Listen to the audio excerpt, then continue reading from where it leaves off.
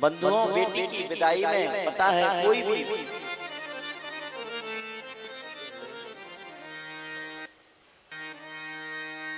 कोई भी पिता अपनी कन्या के लिए अच्छे से अच्छी व्यवस्था करता है। जिस दिन से कन्या जन्म लेती है घर में, उस दिन से ही पिता उस कन्या के निमित्त कुछ न कुछ धन एकत्रित करने लगता है। जन्म लिया कन्या ने, कुछ लोग तो ताने मारने पहुंच जाते हैं, जाएंगे बधाई हो, लेकिन फिर क्या बोलेंगे, अरे कन्या हुई है, कोई बात नहीं, लेकिन एक पुत्र हो जाता है तो ज्यादा अच्छा रहता है। मेरे भाई बहन,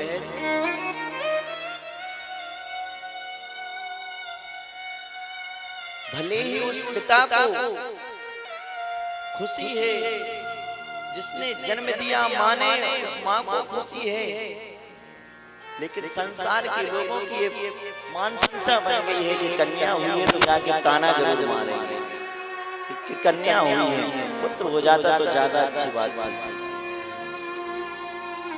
जिसके यहाँ पर जन्म लिया उसको कोई परेशानी नहीं है, लेकिन दूसरे लोगों को ज्यादा।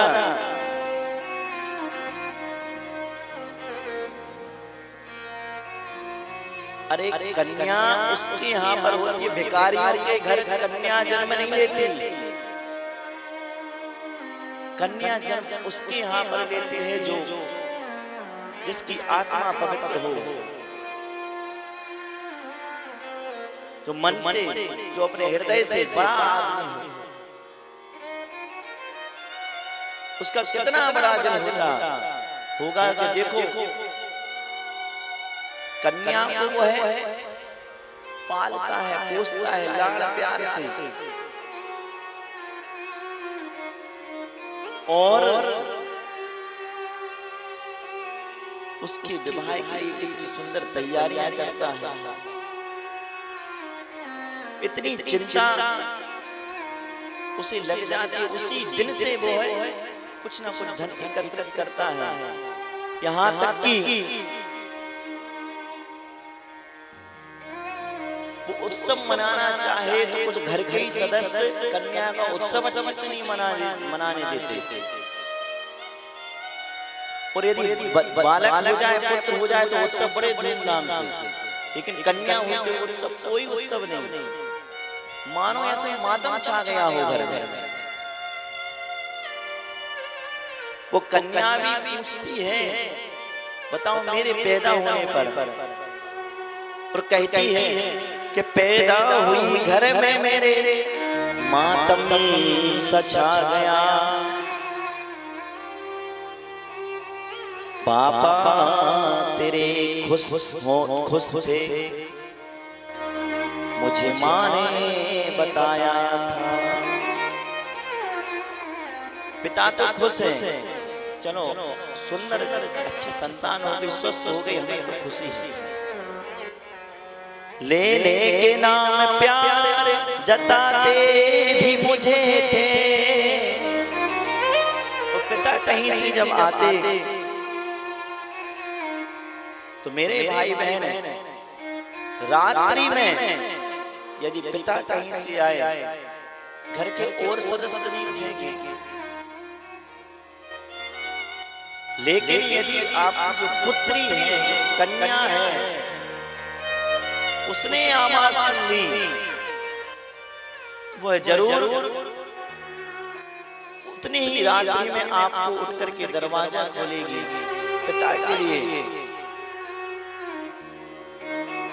इतनी चिंता रहती है अपने बाप की कन्याओं को, इतनी चिंता तो बेटा भी नहीं करेगा जितनी चिंता कन्याओं के लिए रहती है। रहती ससुराल में है, लेकिन चिंता मायके की है।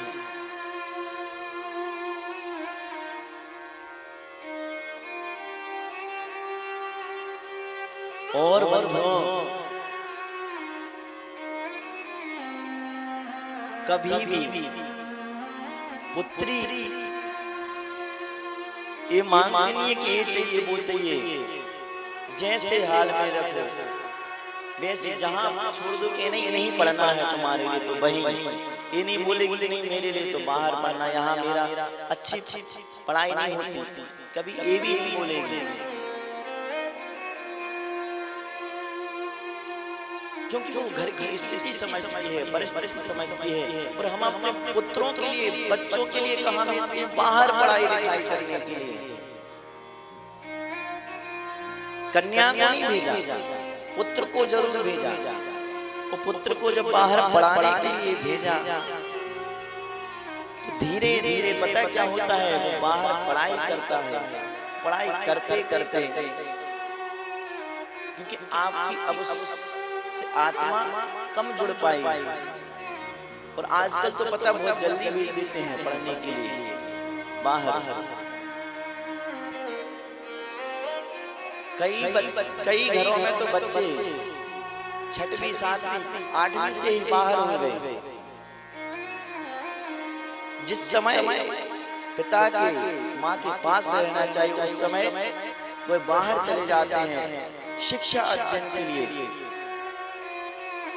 तो फिर आत्मा नहीं जुड़ पाती वो, क्योंकि घर का माहौल नहीं देखा। यहाँ से आप महीने पे महीने उनके पैसे डाल रहे हैं उनके लिए, उनकी पढ़ाई की व्यवस्था अच्छी चल रही है। घर पर रहकर पढ़ाई करवाइए, बाहर रहकर पढ़ाई करवाइए। विवाह हो गया तो वो फिर बाहर ही हो जाता है घर से।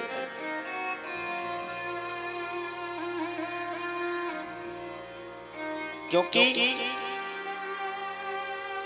जो पढ़ाई की है तो फिर नौकरी करने बाहर जाना पड़ेगा, तो फिर पूरी तरह वो बाहर ही हो जाता है।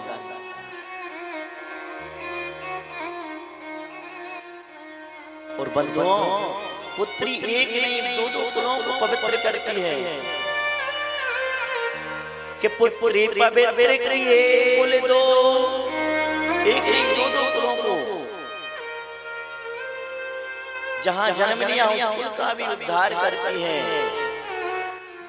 और जहां जाएगी वहां भी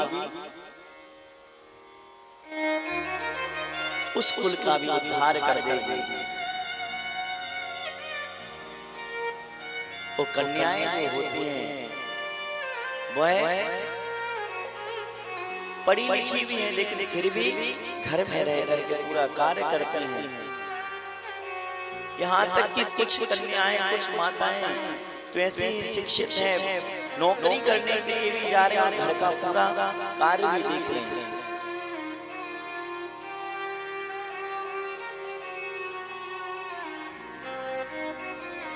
धन्य है वो कन्याएं।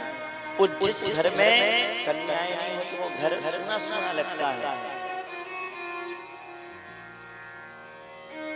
परिवार अधूरा लगता है। घर में चहल पहल तो कन्याओं से है। जिस दिन कन्या ने जन्म लिया उसी दिन मानो आपके घर में यज्ञ हो गया। आपको और कुछ ज्यादा करने की जरूरत नहीं है, क्योंकि आप अपने जीवन में एक बार कन्यादान तो करोगे। कन्या ने जन्म लिया है तो कन्यादान 100 यज्ञों के बराबर फल देता है। अपने जीवन में एक बार कन्यादान जरूर करना चाहिए।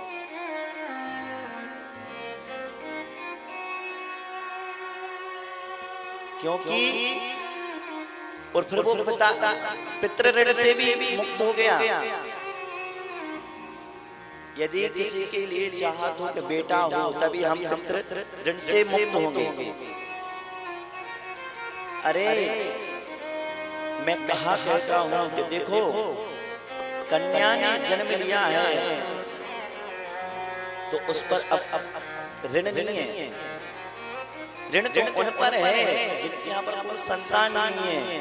और यदि संतान के रूप में कन्या ने जन्म ले लिया तो वो उनके लिए कोई पितृ ऋण नहीं रह गया उनके ऊपर। पितृ ऋण से वो मुक्त हो गए। अब जरूरी नहीं है कि पुत्र हो, क्योंकि यदि पितृ ऋण होता, पितृ दोष होता तो फिर भैया कन्या भी नहीं होती।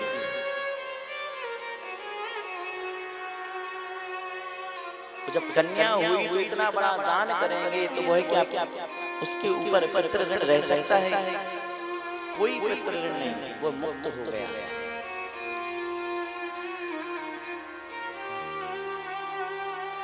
किन्हीं किन्हीं घरों में चाहत है और बहुओं के लिए, दुल्हन के लिए सताते हैं। अब उसकी उसमें कोई गलती नहीं है। जब परमात्मा की कृपा होगी तभी आप यहाँ संतान होगी, चाहे वो कन्या हो चाहे पुत्र हो। उसमें वह कन्या क्या करेगी, लड़की क्या करेगी? जिसके यहाँ पुत्र उसको ज्यादा प्रेम किया जाता है। तो भैया एक बाप सब कुछ देता है और जो बारात में जाते हैं हम आप में से ही लोग, तो वहां जाकर के कमियां निकालते हैं कि देखो भोजन में ये नहीं था, भोजन में नमक नहीं था, उनने पानी की नहीं पूछी। अरे उस पिता के हृदय से पूछो जिसने अपने पूरे जीवन की कमाई विवाह में लगा दी, अपने लिए कभी कुछ लिया नहीं।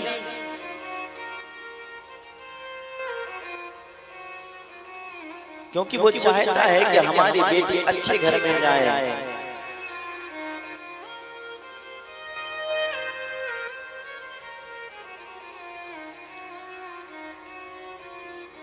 और बंधुओं, इसलिए निवेदन है इस व्यासपीठ से, कभी भी किसी बारात में जाओ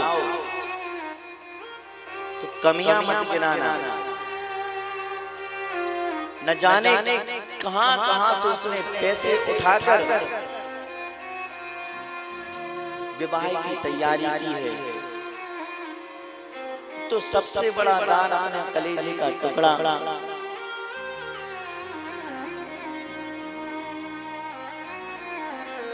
दान कर रहा है। और जितनी उसके पास व्यवस्था थी, जितनी उसके पास अपने जीवन की पूंजी थी, वो सब कुछ आज दान कर रहा है।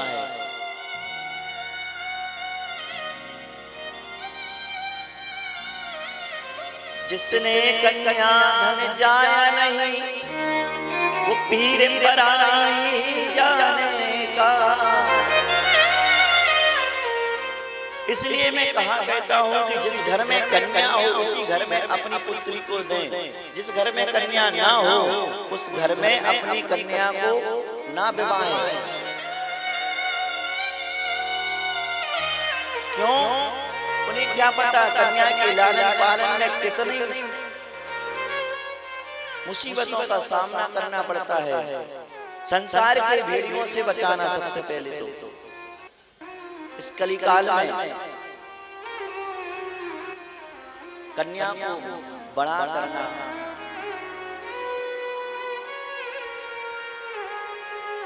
उसको शिक्षा दिलाना। और बंधुओं, जिस घर में कन्या हो या सभ्य घर के लोग हो, उसके कुल की जानकारी करो कि आपकी कन्या को कभी कोई कष्ट ना हो। जिनके यहाँ कन्या ना भी हो तो अपने जीवन में कन्यादान जरूर करें।